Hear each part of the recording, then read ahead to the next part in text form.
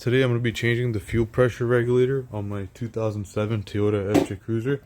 I've already done the first step, but I'm going to just show you guys how I did it. So basically what you got to do first is just disconnect the negative terminal on your battery. You open your fuse box over here, take the top cover off, and there's going to be this relay. And it's going to be plugged in right over here like this. And what you want to do is take it off. And then you want to connect your negative terminal again. And then you want to go inside the FJ and you want to start it. And once it starts, it's going to die out because there's going to be no fuel pressure. So what happened to me was that I hopped inside, and as I was starting it, it just died. It didn't even start at all. So now we confirmed that there's no fuel pressure. There's no fuel in the lines over here. And the other thing the manual says to do is basically go to your gas door over there, open the door, take the cap off, and then put it back on just in case there's any pressure built up. Next thing you want to do, my FJ looks a little bit different. So FJs in this area have a big air cleaner, but I have an aftermarket air intake system. So this makes it much easier for me. If you have the air cleaner, you have to remove the whole air cleaner. For me, I don't have to remove anything. The only thing I had to disconnect was so even you'll have this. So basically there's this vacuum line that goes from your intake to your fuel pressure regulator. So all I had to do is disconnect that. And then the other thing I'll have to do is probably just move some of the things around over here just so I can fit my 10mm and take the bolts off over there. So I'm going to move a couple wires around over here. Disconnect my coil pack. This guy over here. I'll have a little bit of more room. I can move the wiring harness, but I got to get this bolt here, and behind there's a plastic cap that we need to remove. I don't know if you guys can see it, but right there, that plastic cap, I have to take that off so we can disconnect it from the line. Alright guys, so I removed the plastic cover back here. I found it was easiest just to reach behind from here and then pull it off. Now there's two things you could do. You could either disconnect the fuel line right now, or you could unscrew the fuel pressure regulator then do it. I think I'm going to unscrew the fuel pressure regulator and then take it off. I recommend wearing some like eye protective glasses in case there is pressure. You just don't want gasoline going in your eyes. And I also recommend putting something around it if you can. I'm going to try to put something around it too, so there's no fuel that drops there. A little tight in there, but it is doable. You could also remove take the harness off of this piece here, and also another one over here, which gives you room to remove this wiring harness. Like, not remove it, but just to move it around so you get a little bit more room. And then what I decided was I'm going to disconnect this coil pack too and put the cable, tuck it on the side over there, and for the other one over there, which gave me enough room to like remove one bolt down there. And it was very easy actually. All I had to do was give it one turn, and it basically broke it loose, and the rest I just took it off with my hand slowly so it doesn't give me any issues. So here we are. I'm gonna just break it loose. There we go. That is broken loose. And now I'm just gonna disconnect this, get it out of the way. If one of the bolts or anything fall down there, I'm probably not gonna get it, so it's best just to break it loose and do the rest by hand. I could literally turn it with my finger now. Now it's all about just grabbing it. I just got the last screw off there, went and found some glasses, and I guess try to wiggle this off to getting gas on myself. Then what I'm gonna do is I'm gonna disconnect the line back there. I get a little bit more of some wiggle room. Alright guys, I got it out. So all you have to do is just pinch the yellow part at the top, and there's also the same thing at the bottom. We did have some fuel that came out. None of it fell on the exhaust system, which is good. That's where the hazard is. But yeah, it was a minor amount of fuel, and yeah, basically we're set from there. Now we're gonna put the new fuel pressure regulator in, just the way we took the old one out. It's right here. And the best way for me to remove the old one, just in case anybody's stuck, because it is tight there, what I did was I put a flathead screwdriver between the little gap I got there. And what I did was I twisted it, and it popped out of one side. Then I went to the top, twisted it there, Popped out of the other side. I started seeing some fuel fall out. That's when I knew everything is good. And here is the old fuel pressure regulator. The O-ring is on there, which is great. That's what I wanted. Should be easier to put in now. And for this, for the new one, what I'm gonna do is maybe put some WD-40 over it, just a little bit, or some sort of oil on it, just so it slides in easily and I don't run into any issues. Alright guys, back in the garage here with the FJ Cruiser. So I didn't finish up the fuel pressure regulator yet. Unfortunately, the auto place I went to gave me the wrong part. They actually gave me a part for the older Land Cruisers, so it did not fit.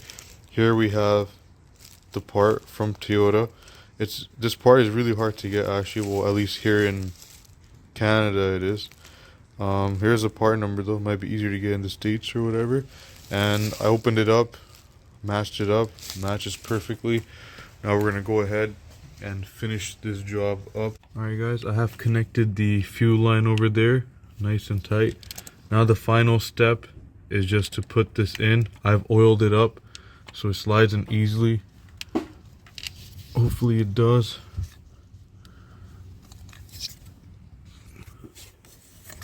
It's always something, man. It requires some patience to put the bolts in, but they will go in. I got one side. It was a little tight, but this is what I'm doing. I just use masking tape to tape the outside of the bolt onto the socket there, and then once it gets inside, I just rip the tape off. I don't tie in it all the way. I just tie in it like pretty close to the end, and then pull the socket off, and the tape comes off with it. And then what I'm gonna do at the end is I'm just gonna make it snug with the socket wrench. Alright, got the last bolt in. A little tight here, but we're making it work, and the goal is just to go snug, not gonna go too tight. That feels just about right. Now we're gonna move down to the one closer to this side. Alright, both the screws are in. Now I'm just gonna plug in everything I disconnected. So this coil pack wire over here, and then we have this injector wire over here, this wire over here. Feel bad for this wire, it's always under tension. And then this coil pack wire right over here, and then we have our intake tube vacuum line. I'm gonna connect that too. Make sure the fuel line is nice and sturdy. Yeah, that's good. Doesn't look like I missed anything. And the other thing we're gonna do now is just put these back where they came from.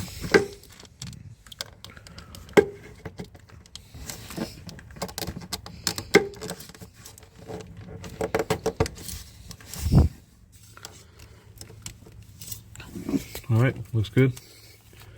Everything is back. That's nice and tight down there. That looks good. Now we're just gonna go ahead, connect that relay we took off the other day, and then plug in the battery, and then go inside, prime the system, and then we'll go from there. So this relay, I'm gonna plug it in right here. Perfect. Connect the battery, make sure nothing explodes. Didn't sound like it.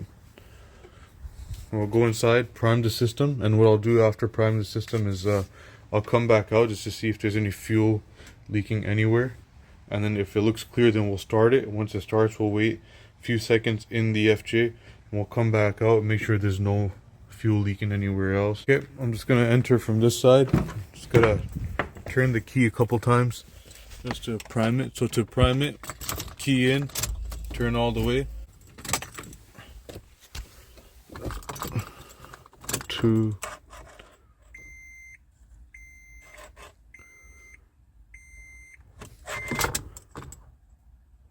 3, I think that should be enough.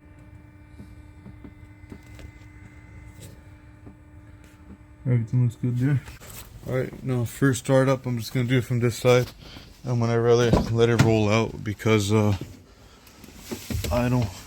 might have a side exit exhaust. Get started.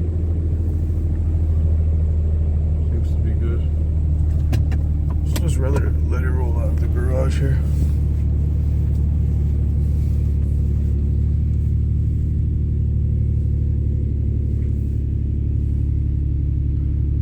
Seems to be good so far.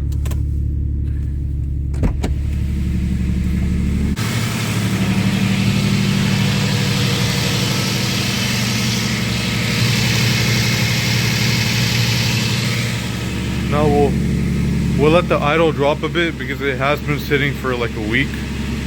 And let the idle drop. We'll look around. We'll let it get warm. See if there's any leaks or anything. It looks good so far. Let the idle drop and then we'll take it for a spin. Alright, just got back from a drive and it feels so smooth. Everything so far is working well. I don't see any leaks anywhere. And that's what we were trying to, not trying to go for. That's what we have to go for. We can't have any leaks there. I don't see any leaks there. And I'm just gonna get another flashlight from inside, check later. But anyways guys, that's how you change your fuel pressure regulator on your FJ Cruiser. Not too bad, not hard at all. The only hard part is taking the screws off. That's about it. Anyways, thanks for watching.